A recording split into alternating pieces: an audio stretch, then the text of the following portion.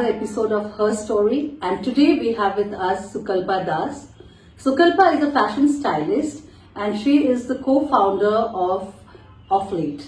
So we welcome Sukalpa in this show, and this is particularly, we are doing this entire series for women entrepreneurs who have made a mark in their field. And this is, in fact, we are celebrating the International Women's Day, and so we have you on board, and I'm so happy that you have joined us today. Thank you so much, Vasavvi Barr. This is like quite new to me. Nobody has actually invited me ever for doing what I love to do. So being a stylist, I have been doing my work on and off, but then actually facing an interview for this, like this will be the first time. I'm really happy that you are actually giving me this platform to speak up. Lovely. And I would want to know, see, when we talk about styling basically, it's a part of the glamour industry, but it's not makeup, or it's not just a makeover. So how would you explain styling in your own words?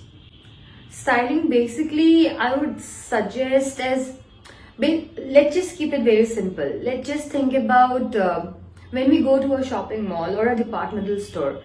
Let it be any grocery item or any cosmetics that let me just give you an example about cosmetics. So if we are about to purchase a lipstick, so now there is a wide array of lipsticks in the market. Or if you're going to a store, there's way too many options. Now it is up to you to find your perfect style in that, right? So the perfect color and what occasion you are going to wear it in, and with what things you are going to pair it up with. I mean, a simple lipstick color might actually change the entire dress. It can literally make or break your image on that particular day. So, I mean, a very simple choice of buying a lipstick color, or say for example, a choice of a bracelet for that matter, or the shape of your bindi, actually matters a lot. I mean, that's how I would define style as. Style is very simple yet very unique. It differs from person to person. So the style which might go with a person A might never go with a person B. So it's basically a fashion, it's basically a statement that you make. Yes, right? And plus you are very, very comfortable doing that. Right. So as a fashion stylist, basically I understand that you cater to those models and people working around that industry.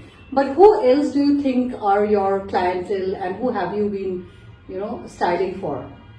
I have been styling for quite many women who are from different parts of life. I mean, some are corporate entrepreneurs, some are more into travel, and some people, they just want to get their wardrobe managed by me when they're going out for a vacation.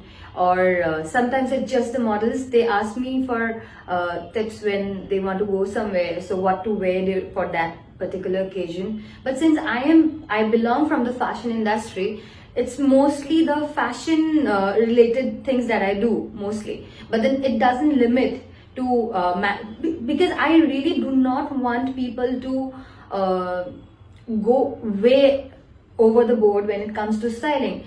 We just need your wardrobe, and we just need to understand what goes well with you, and then pair what already exists in your wardrobe with what you already have. And if we need to add on some basic things here and there, then why not?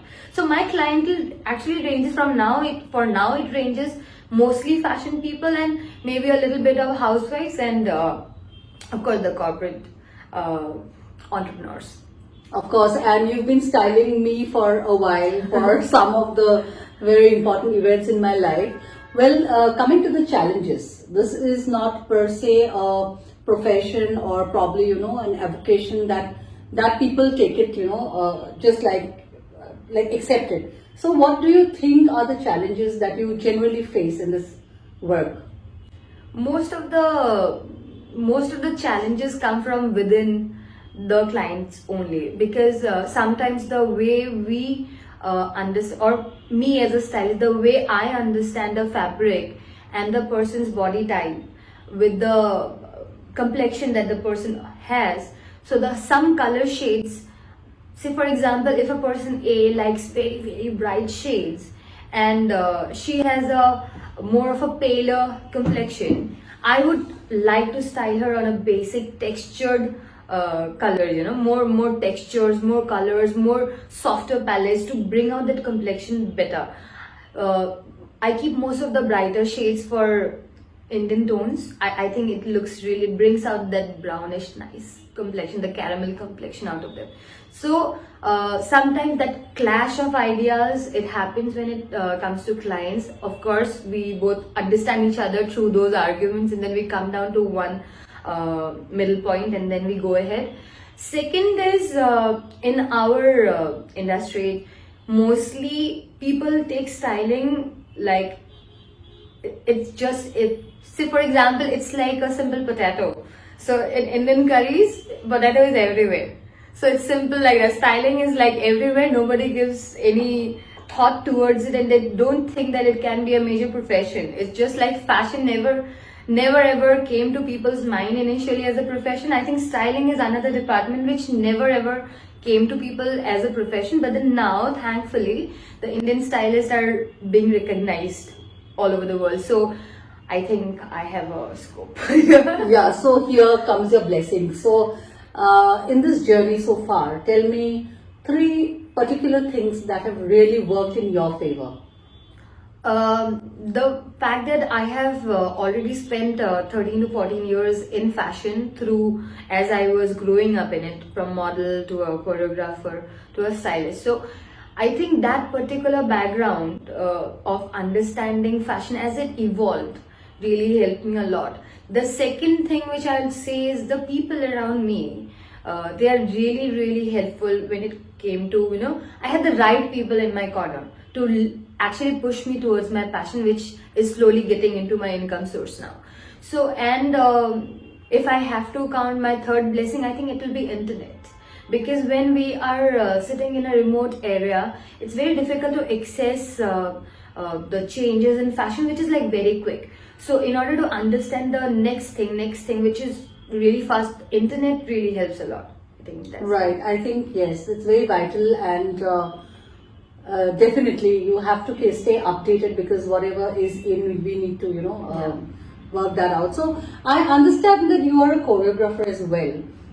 So when you choreograph a show, or when you kind of entirely plan the entire thing, how far being a stylist helps you in the entire conceptualization of the whole thing? I think it's a plus in many ways, because when we choreograph a thing, sometimes the designers, they're already well aware which garment they want to be shown first and which comes second. But more than often I find designers who are like so much into their designs, the very tiny detailings of each and every garment.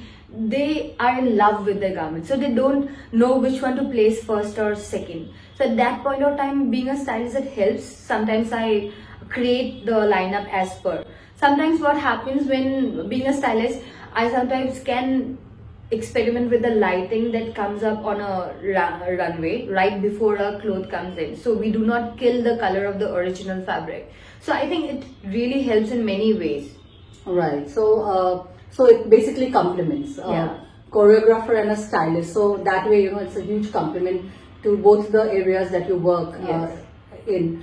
And what is your message to upcoming entrepreneurs, of this region, who have dreams, the aspiring ones, who has great dreams? So what is your message to them?